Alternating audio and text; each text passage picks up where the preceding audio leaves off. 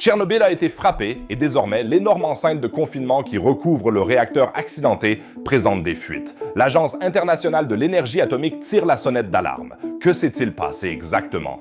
Et devons-nous inquiéter? Restez avec nous pour découvrir la réelle dangerosité de la situation.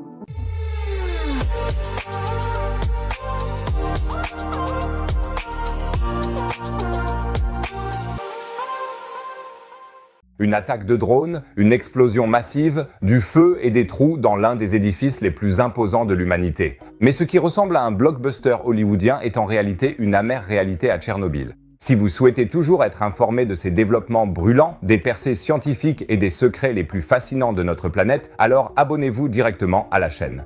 S'abonner ne coûte rien. Vous ne manquerez plus jamais une vidéo et vous m'aidez en même temps. Ceux qui sont déjà abonnés aident beaucoup la vidéo en mettant un pouce bleu. Peut-être qu'on atteindra les 5000 likes. Merci beaucoup les amis. Bon, maintenant direction Tchernobyl. Le 14 février dernier, vers 2 h du matin, une violente explosion a rompu le silence qui régnait sur la zone d'exclusion. Une attaque de drone a touché l'énorme enceinte de confinement du réacteur 4. Précisément le réacteur qui a causé la pire catastrophe nucléaire de l'histoire en 1986. L'Agence internationale de l'énergie atomique, AIEA, a confirmé vendredi dernier l'étendue des dégâts après des inspections approfondies. L'enceinte de confinement ne peut plus remplir sa fonction première, elle présente des fuites. Dans un communiqué, l'agence de presse Reuters indique « La mission d'inspection de l'AIEA a confirmé que la structure de protection a perdu sa fonction de sécurité principale, notamment sa capacité de confinement. » Mais reprenons depuis le début.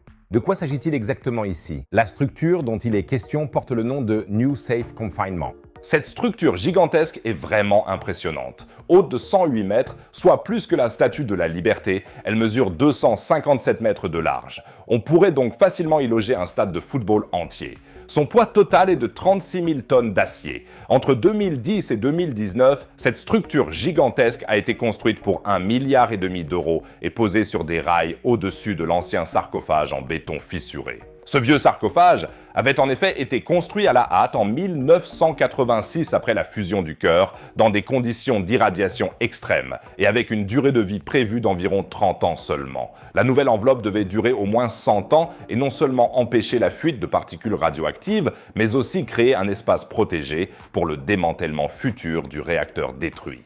À l'intérieur de la ruine se trouvent en effet encore toutes sortes de substances radioactives étranges. On connaît par exemple le fameux pied d'éléphant, une masse solidifiée de corium radioactif qui représentera encore un danger mortel pendant des millénaires. Cette formation bizarre est issue du combustible fondu, du béton, du métal et du sable, qui se sont tous agglomérés pendant la fusion du cœur pour former une substance extrêmement dense et vitreuse. Au cours des premières années suivant la catastrophe, un court séjour à proximité du pied d'éléphant aurait déjà entraîné des doses mortelles de rayonnement. Aujourd'hui, la radioactivité est certes moindre, mais le pied d'éléphant demeure une relique inaccessible et extrêmement dangereuse, un avertissement sur la puissance que peut libérer un réacteur devenu incontrôlable. Ce n'est certainement pas un endroit pour une sortie dominicale, c'est une certitude. Mais venons-en maintenant à l'attaque elle-même. L'appareil utilisé serait vraisemblablement un drone Shahed 136, un engin sans pilote de 3,5 mètres de long avec une envergure de 2,5 mètres, équipé d'une ogive hautement explosive pesant entre 50 et 90 kg. L'Ukraine tient la Russie pour responsable de l'attaque. Moscou nie toute implication, mais quoi qu'il se soit exactement passé ici, les conséquences sont loin d'être agréables. En effet, l'explosion a percé des trous dans le revêtement extérieur de la structure en acier et a déclenché un incendie. La bonne nouvelle, c'est que les éléments porteurs massifs sont restés intacts, tout comme les systèmes de surveillance interne. Il n'y a donc pas de risque d'effondrement immédiat. La mauvaise nouvelle, c'est que l'étanchéité du New Safe Confinement est considérablement compromise. L'humidité et la condensation peuvent désormais pénétrer sans obstacle, ce qui pourrait accélérer la corrosion des éléments en acier et compromettre la stabilité à long terme. Raphaël Grossi, directeur général de l'AIEA, résume la situation en ces termes. Des réparations provisoires ont été effectuées sur le toit, mais il reste essentiel de procéder à une rénovation complète afin d'éviter une nouvelle détérioration de la structure du bâtiment. Vous vous dites peut-être, attendez un instant, une enceinte de confinement qui fuit au-dessus d'un réacteur nucléaire accidenté, ne devrions-nous pas commencer à paniquer? La réponse est étonnamment non. Et il y a de bonnes raisons à cela. Jim Smith, scientifique environnementaliste à l'université de Portsmouth, a déclaré à la BBC « Le plus grand risque réside dans la dispersion locale de poussière radioactive ». Comme l'ancien sarcophage en béton se trouve toujours sous la nouvelle enveloppe, le danger immédiat pour les environs est faible. En principe, l'ancien sarcophage en béton sert désormais de filet de sécurité. Les deux enceintes de confinement, l'ancienne et la nouvelle, fonctionnent comme un double rempart.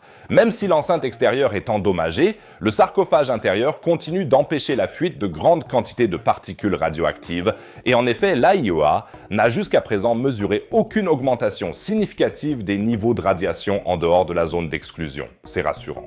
Néanmoins, la situation est bien sûr loin d'être idéale. Pour l'instant, il n'y a pas de danger sérieux. Mais l'accent est mis sur « pour l'instant », car sans réparation importante, la situation pourrait s'aggraver. Le problème n'est pas ce qui se passe actuellement, mais ce qui pourrait se passer à l'avenir. Imaginez que vous ayez une fuite dans le toit de votre maison. Aujourd'hui, il ne pleut pas, donc tout va bien, mais lorsque la prochaine tempête arrivera et que l'eau s'infiltrera pendant des années, le bois pourrira, le plafond deviendra instable et à un moment donné, tout s'effondrera. Il en va de même ici, l'humidité qui s'infiltre accélère la corrosion, ce qui pourrait réduire considérablement la durée de vie de la structure. Et la réparation de cette structure gigantesque n'est pas une mince affaire. Nous parlons ici d'une zone de guerre active, d'une logistique complexe, de coûts énormes et de la nécessité de faire appel à des spécialistes hautement qualifiés. L'espace aérien au-dessus de Tchernobyl reste une zone dangereuse, ce qui rend les travaux encore plus difficiles. Les premières mesures de réparation temporaire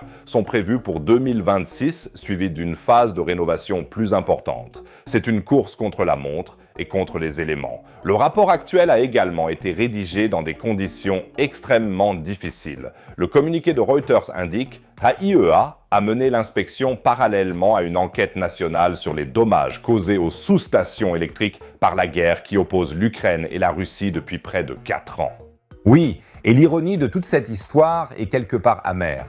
L'humanité construit un chef-d'œuvre technique censé résister aux tremblements de terre, aux tempêtes et aux températures extrêmes. Mais personne n'a sérieusement pensé à le protéger contre des attaques de drones.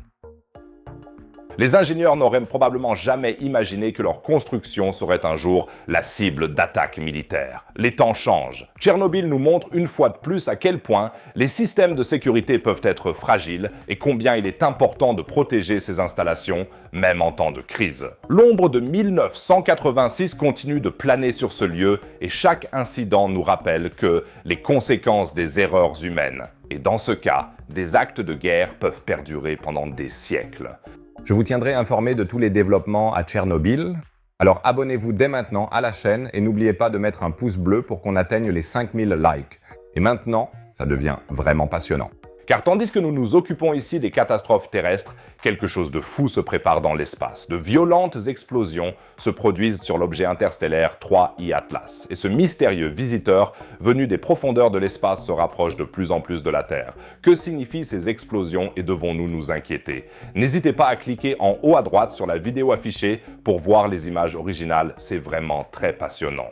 Et si vous ne vous lassez pas de l'espace et de la science, vous trouverez une autre vidéo pour vous en bas à droite. Sinon, je vous dis à la prochaine vidéo, prenez soin de vous.